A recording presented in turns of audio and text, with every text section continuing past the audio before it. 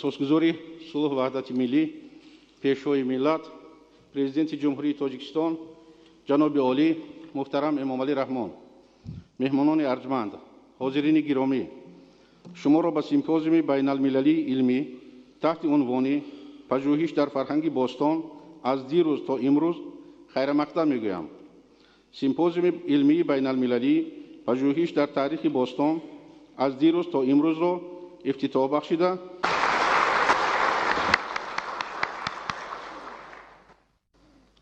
تشکر.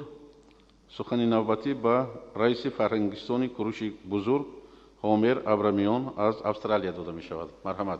با درود و آفرین به رهبر خردمند دولت و مردم خوب تاجیکستان، فرزانه گرانمایه محترم امام علی رحمان، فرزند شایسته اشو زرتشت ورجاوند، فرزند برومند کوروش بزرگ و فرزند راستین پیر شاهنامه‌گوی توس فردوسی بزرگ.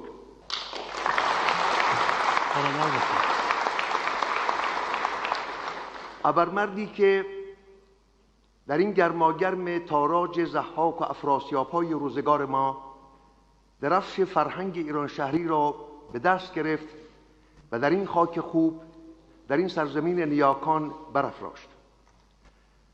فرهنگی که شما امروز درفشدار آن هستید، فرهنگ جشن سازی، فرهنگ شادی پراکنی، فرهنگ مهرگستری، فرهنگ داد و دهش، فرهنگ کار و کوشش در پرتو خرد و اندیشه نیک، فرهنگ داد، فرهنگ جوانمردی و فرهنگ جوانزنی است.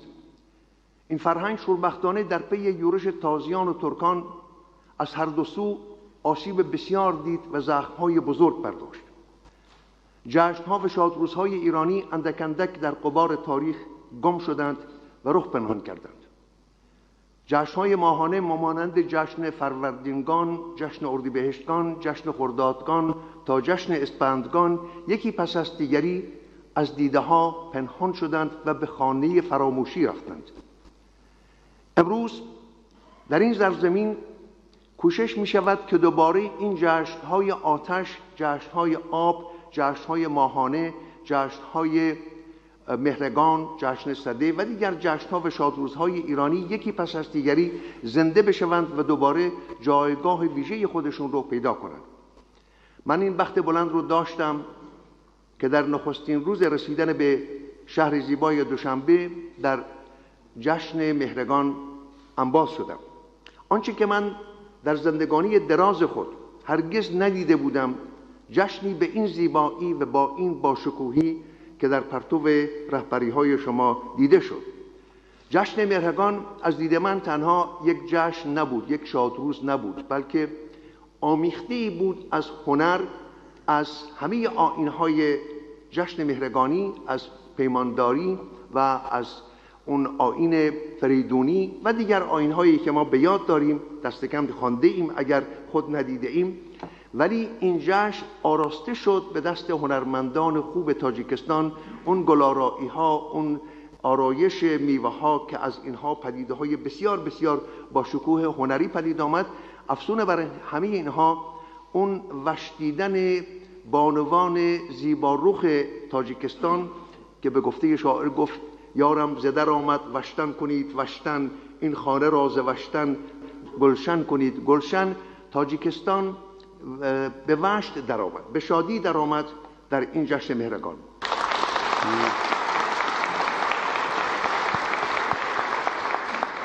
این پدیده‌ای بود برای من که میتوانم به نام پدر بسیاری از کسانی باشم که در این تالار هستند، هرگز ندیده بودم. بسیار بسیار سپاسگزار و شادمان از روزگار خودم هستم که پیش از درگذشت این بخت رو به من داد که من بیام جشن مهرگان را آنگونه که باید ببینم. دانشگاه جهانی کوروش بزرگ که من به همراه تنی چند از یاران بنیادگذاری کردیم در سیدنی و در نیویورک، بر این اندیشه بودیم که امروز تنها جایی در جهان که شایسته هست که نام کوروش و این دانشگاه جهانی کوروش آغوش باز کنه بر روی این دانشگاه، نه آمریکاست، نه کانادا، نه استرالیا و نه اروپا و نه ایران.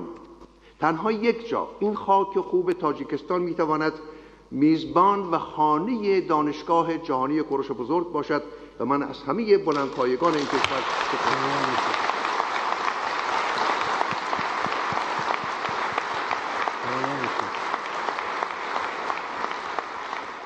آن زیبایی که شما در چهره زیبای بانوان تاجیک دیدید این همون زیبایی تاریخی مردم آریایی تبار است. ما فرهنگ تمدنی نه اینکه خود را مردم آریایی تبار دیگر ملت و خلقیت ها را آموزیم، چیزی بهترین را به خود گیریم.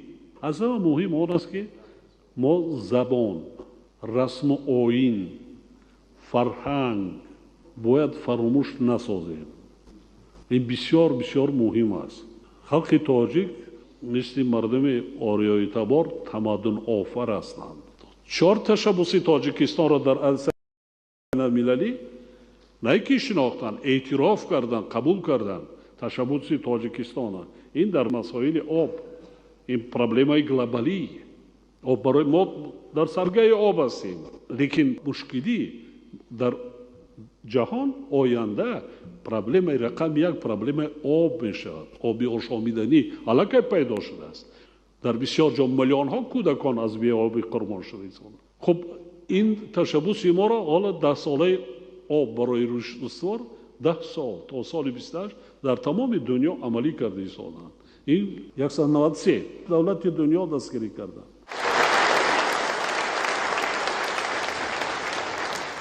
علم را پیشه کنیم، از خود کردن علم و تکنولوژی داریم، کادرها متخصصی تیار کنیم، همکاری کردن در ساحه آموزش، پژوهش، خب خودی باستانشناسا یا در ساحه ریاضی باشد یا که فنهای دقیق و دیگر یا ساحه طب و دیگر آموزش کمک کردن، متخصص تیار کردن. من همین حال همایشی که امروز است با هم میتون با یکدیگر خوب است.